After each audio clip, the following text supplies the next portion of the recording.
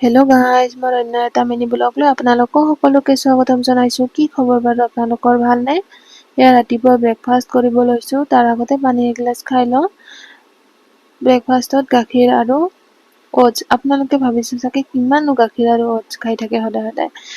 কেইদিনমান খাবলৈ চেষ্টা কৰিছোঁ বাৰু।